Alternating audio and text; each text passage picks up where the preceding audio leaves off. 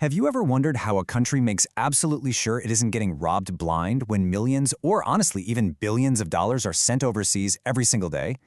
I mean, think about it for a second. When money leaves a country's borders, how does the government actually know that real, tangible value is coming back in return?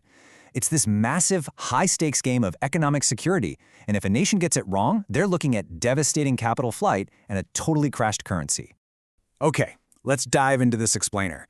Today, we're looking at a literal masterclass in economic defense, the 2011 Reserve Bank of India Master Circular on importing goods and services. Now, I know what you might be thinking, but this isn't just some dry list of banking rules. It's actually a fascinating blueprint of how one of the world's largest economies protects its borders, not with armies, but with meticulous, heavily enforced paper trails and financial regulations. Section 1. The Gatekeeper of Trade. Think about your everyday online shopping. When you buy something online from another country, it feels totally instantaneous and borderless, right? But on a macro-national scale, international trade is intensely regulated. Every single transaction gets scrutinized. You can't just wire $100 million abroad and say, hey, trust me, the goods are in the mail. There is a strict gatekeeper controlling the physical flow of cash. It's a really fascinating contrast. If you're bringing foreign currency into India, the vault is practically wide open. You can bring in virtually unlimited amounts as long as you declare it to customs when it crosses certain thresholds, like 10,000 US dollars. But for the domestic currency, the Indian rupee, a returning resident is strictly capped at a tiny limit of just 7,500 rupees. It's practically nothing. And why? Because tightly controlling the domestic currency supply across borders is step one in maintaining a stable economy. And that brings us to the core philosophy of the Reserve Bank of India, or the RBI. They act as this highly vigilant gatekeeper. Their primary mission here is just making sure that every single dollar, euro, or yen leaving the country is perfectly matched by actual physical value coming back in. This strict regulation is absolutely crucial because it prevents unchecked money from just bleeding out of the system under the guise of fake trade. They are literally the ultimate guardians of the economy's foreign exchange reserves. Section 2. The 6-month rule. And this brilliantly illustrates how the RBI doesn't just watch how much money moves, they care deeply about exactly when it moves. Because time is a huge vulnerability in global finance. If you leave a transaction open for too long, it just becomes a loophole. To manage that timeline, standard normal imports give you exactly 6 months from the date of shipment to settle your payments. 6 months. It keeps the gears of trade turning predictably. But obviously, global trade can get pretty complicated. So if you have deferred payment arrangements like suppliers or buyer's credit, that window can expand, but only up to a hard, absolute ceiling of 3 years. Hit that 3-year mark without settling and you are in serious violation of the rules. But there is a surprisingly specific and honestly kind of fun exception buried in these rules. If you are importing books, there's absolutely no time limit for settlement. You can take as long as you want to pay for them, provided any interest you pay still follows the rules. It's a fantastic little carve-out, right? It really shows how policy can be tailored to encourage the free flow of knowledge and education by entirely exempting it from the strict ticking clock of standard commerce. Section 3. Upfront, diamonds and aircraft. So, the crucial point is figuring out what happens when you're dealing with the absolute heavy hitters of the global economy, who demand millions of dollars upfront. This introduces a massive risk for the gatekeeper, which is handled through something called advance remittances. It's basically like paying for a massive Amazon order before it even ships, but, on a gigantic corporate scale. Because the money leaves before the value actually arrives, the RBI requires a strict bank guarantee from an international bank of repute if the advance amount exceeds 200,000 US dollars. If the supplier flakes out, the bank guarantees the funds come right back to India. It's an essential safety net.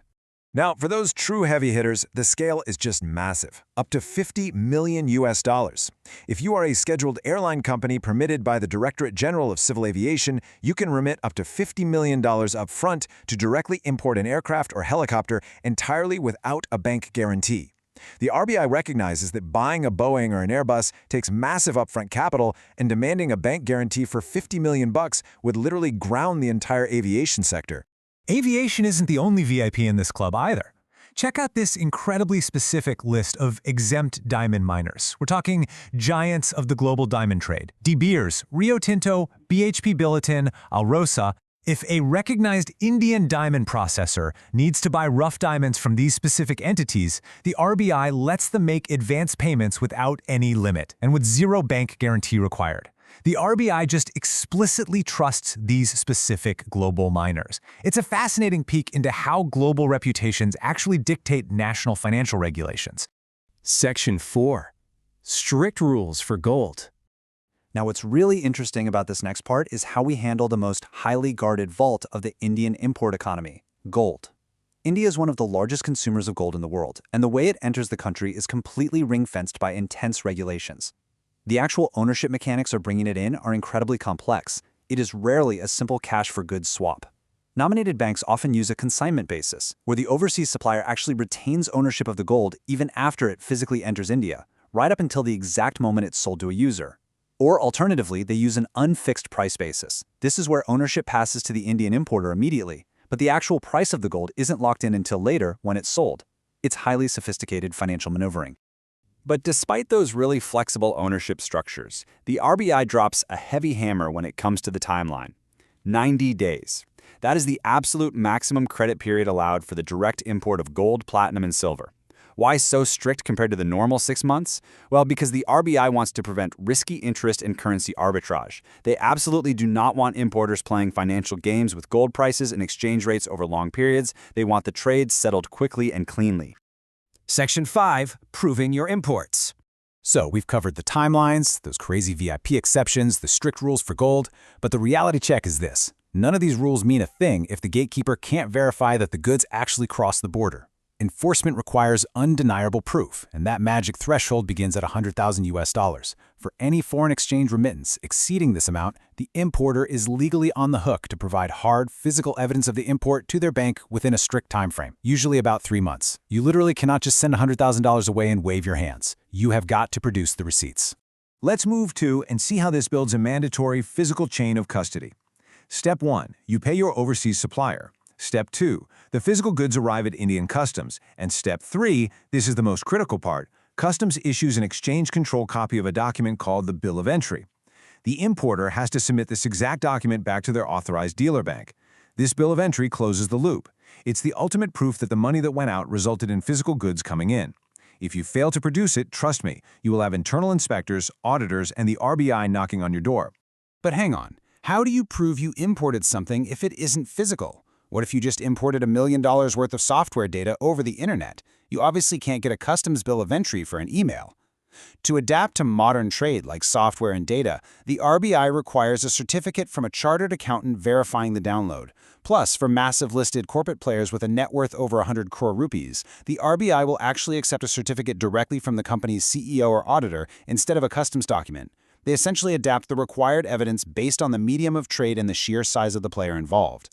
Which leaves us with a pretty massive question to wrap up this explainer. We've seen the incredible length a central bank will go to, from 90-day gold limits to demanding CEO certificates, all just to ensure economic security. But as global trade becomes increasingly instant, digital, and borderless, we really have to ask ourselves, in a digital world, are these rigorous, document-heavy paper trail borders keeping economies safe from capital flight, or are they just a bureaucratic friction slowing down the true potential of global trade? It's a really delicate balancing act between security and speed, and understanding these rules is pretty much the only way to play the game. Thanks so much for joining me, and keep questioning the systems that run our world.